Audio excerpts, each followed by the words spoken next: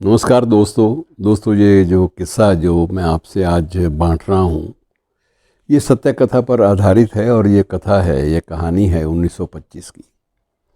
1925 में हुआ ये कि शिमला में स्वाभाविक रूप से ये वेस्टर्न कमांड का, पश्चिमी कमान का मुख्यालय भी वहीं था। और राष्ट्रपति, उस वक्त राष्ट्रपति तो नहीं होते थे, लेकिन वायसराय जो होते थे उनका भी एक आवास शिमला में भी वाइस रीगल लॉज के नाम से स्थापित था। 4 कोनों में वायसराय के आवास होते थे। समर कैपिटल के रूप में वो वायसराय, तत्कालीन वायसराय शिमला को अधिमान देते थे। तो 1925 में क्या हुआ कि 1925 में एक वहाँ का, क्योंकि एक कंटोनमेंट एरिया जो शिमला का है उसका बड़ा महत्व माना जाता था, तो कंटोनमेंट एरिया का विकास एक बोर्ड भी है, कंटोनमेंट एरिया बोर्ड। उस बोर्ड का एक अधिकारी था हैरी, और हैरी ने एक बार देखा कि एक उसकी जो पोर्टिको है वो साफ़ नहीं की जा रही। तो उसने एक देखा कुली जो है बड़ी लापरवाही से झाड़ फूँक कर रहा है, तो उसको लगा कि ये तो गलत बात है। तो उसने अमानवीय रूप से उसको धक्का दिया, और न केवल धक्का दिया बल्कि अपने पाँव के जूते से उसे धकेला भी, ऐसे कि वो बिल्कुल बुरी तरह से घायल हुआ और नीचे जा पड़ा।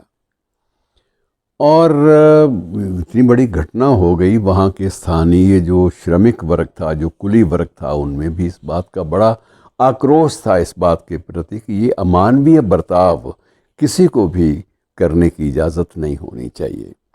लेकिन हैरी को लगता था कि पिछले 100 वर्ष का, अर्थात 1925 से पहले की बात भी कर रहा हूँ मैं, कि 1825 से लेकर 1925 तक का इतिहास शिमला का ये गवाह रहा था कि वहाँ किसी भी ऐसे मामले में जिसमें कोई ब्रिटिशर पर आरोप आता हो, किसी भी मामले में किसी को भी दंडित नहीं किया गया। और दंडित सिर्फ वही हुए जो जिनको चोट लगी, जो घायल हुए या दम तोड़ गए। और हुआ यही कि वो कुली जिसको इसने धक्का दिया था हैरी ने, और अपने पाँव के, अपनी लातों से, घूंसों से पीटा भी था, वो कुछ दिनों के बाद दम भी तोड़ गया। अब दम तोड़ने के बाद आक्रोश और बढ़ गया, और वो आक्रोश इतना ज़्यादा बढ़ा कि एक संगठन बन गया उसकी पैरवी के लिए। और वहाँ का एक प्रसिद्ध स्थानीय एडवोकेट थे मोहनलाल, उसने इस बात को मुद्दा प्रतिष्ठा का बना लिया कि इस मामले की सुनवाई तो होगी।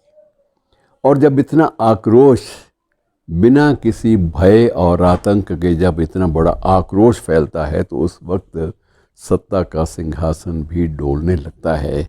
और उस वक्त यही हुआ कि अंत में लंबी सुनवाई के बाद, बरसों की सुनवाई के बाद, हैरी को दंडित किया गया, सज़ा दी गई।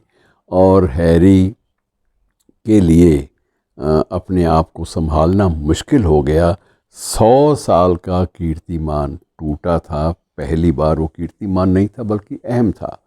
सत्ताधीशों का और तत्कालीन अधिनायकवादी ब्रिटिशर्स लोगों का, उनका ये अहम टूटा कि हम कुछ भी करें, कोई भी जुल्म कर लें इस देश के लोगों पर, ये जुल्म तो उन्हें सहना ही होगा। और इस बात का भ्रम टूटा तो बात बनी। अब उस पर 1925 वाली घटना पर उसी एडवोकेट की संतानों ने एक पूरी कृति की रचना की है, जो प्रकाशित भी हुई है और चर्चा का विषय भी है उसी घटना को लेकर। और उन दिनों में भी एक स्थानीय समाचार पत्र, जो अब बाद में प्रतिष्ठा का समाचार पत्र बन गया, दी ट्रिब्यून, उसने इसकी रिपोर्टिंग भी की थी। और उसकी रिपोर्टिंग में भी उसी एडवोकेट लाला मोहन लाल और उनके जो दोस्तों का भी हाथ था।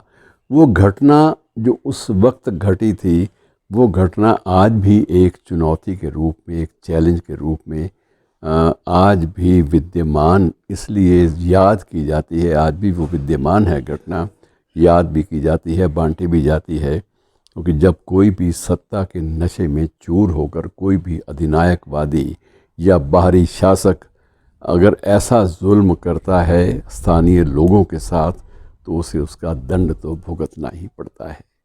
तो मित्रों, इस घटना पर आधारित यह कृति भी आई है। मौका मिले तो कभी नेट पर पढ़कर देखिएगा, आपको आनंद आएगा।